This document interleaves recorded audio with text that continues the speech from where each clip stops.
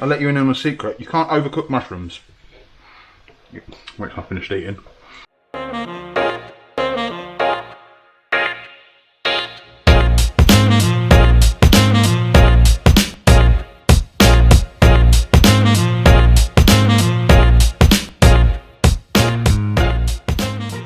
Butcher, anyone fancy an omelette?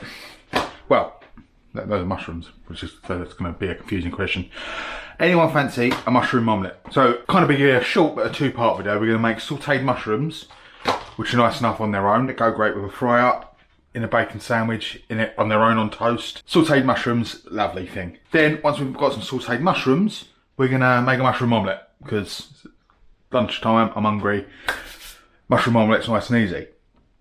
These are just standard white button mushrooms. They are dirty. Mushrooms growing crap. There's no other way around, really getting around it. All the mushrooms usable once you've cleaned it and cleaned the crap off of it. But the stems on some mushrooms can be a bit woody. Go through your mushrooms, I'll leave it up to you. But generally speaking, you quite easily just pop the stem off. Get a little bit of a wiggle back and forwards, bosh. What I would say is, don't chuck these away. What I have a freezer bag. Large zip top style bag. And any mushroom scraps like these, I chuck in there. Along with bits of onion that I'm not going to get used in time before they go off. Carrot tops. Things like that. Just so I don't have to throw them away. Because you know I hate food waste. So, I chuck them in the freezer and bang them out, chuck them in the stock pot when I want to make veg stock or any stock. Anyway, I'm going to give these a quick rinse and then we're going to come back and we're going to slice them up. BRB. Right, so now what we're going to do, what we want to do is slice them into a uniform thickness so they all cook at the same sort of speed. The mushroom's not a regularly shaped, if it's not a regular shaped mushroom, you're going to have issues doing that. But by all means, you just give it a go still. What I also say is, mushrooms, when you store them, you know, usually they'll come in like that little plastic tray I had with cellophane over it. Take the cellophane off before you put it in the fridge, or at least poke some holes in it. Because these are still pretty much alive. That sounds weird, but they're still processing oxygen and moisture and stuff. So what will happen is, much like your lettuce and most stuff that you put in the fridge, veg stuff, water makes it deteriorate in quality a lot quicker. So if you take that wrapper off, or best, store them in the fridge, but in a brown paper bag.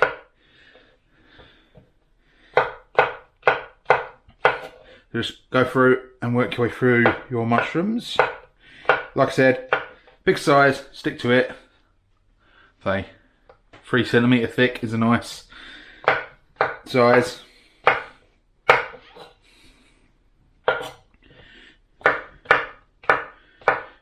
These, once they're cooked, store quite well in the fridge. So if you want to cook up a big batch of them, don't forget these will shrink down quite a lot as well. Cook up a big batch of them, store them in the fridge, you'll get a couple of days out of them. They reheat quite well, especially if you reheat them in a pan instead of microwaving them, but it's completely up to you. Right, pan.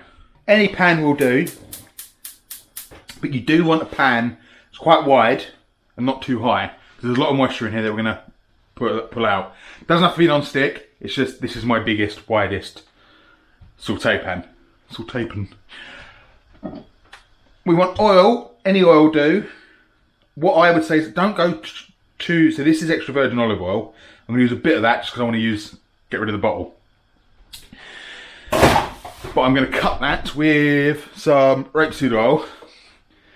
Because you want a couple of mil cover the entirety of the bottom of the pan. Because we are shallow, these are sauteed mushrooms, which means they are fried in oil. Shallow fried. And then whack your mushrooms in.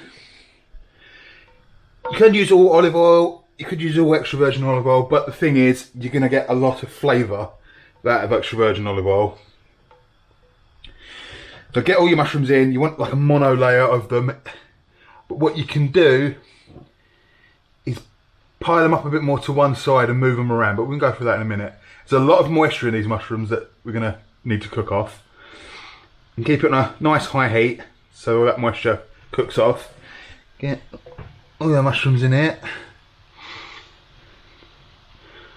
If you need to do them in batches, don't crowd the pan.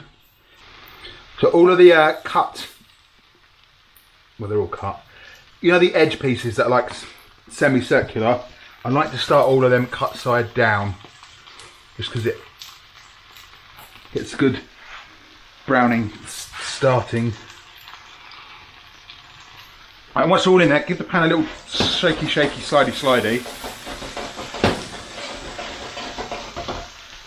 Distributes them evenly around the pan, and it also gets them all in contact with a bit of oil.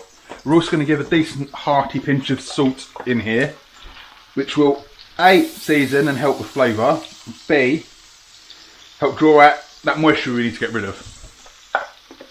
Leave it at a pretty high temperature to begin with. We're just going to leave it.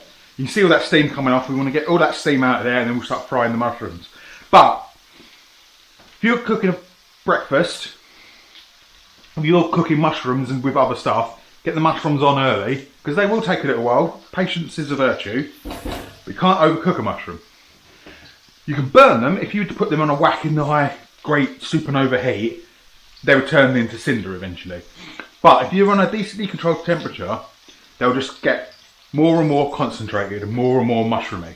And they'll dry out. They won't get crunchy. Well, they'll get a little bit crunchy crispy, but they will never overcook. It's one of the weird secrets, culinary secrets.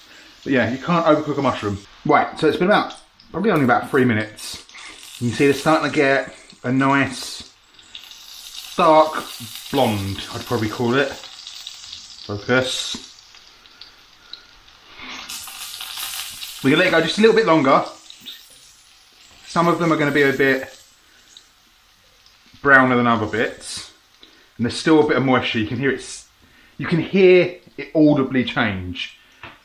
You hear like a high, loud, all that moisture pouring off. As all that moisture cooks off, you end up with a quieter, more just fizzing away while it's frying. When these are done, we're going to put them. Kitchen roll will be fine, but I'm out of kitchen roll. But they're going to come off quite greasy and oily, so we're going to want something to drain them off on and wick away that excess moisture. So you can see they've shrunken down quite a lot.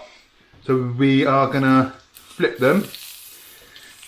You can go around, take your time, be patient, be careful, don't flang hot oil everywhere. So I'm going to go around, flip them all over. Careful with the oil. It's what we're looking for, just nice, deep, mahogany, sort of walnutty, rich, browned, savoury flavours. Give them all a little bit of a check on the other side. You want them all equally browned. Some of the bigger ones might have had more moisture to give, so they might not be as brown as the smaller ones. But once they're all the same level of cooked, evacuate to your draining station. This is clean, just where I've been drying potatoes off for hash browns. Even them out as well, so that you get everything and just fold it over and pat them dry. Et voila! Sauteed mushrooms. These little flavour bombs are beautiful. Got a bit of a crispy crunchiness to them, but they're not hard. Like I said, on a side of them fry up, in pretty much any sort of sandwich, on their own on toast. These are just flavour spectacle. We're going to make a mushroom omelette.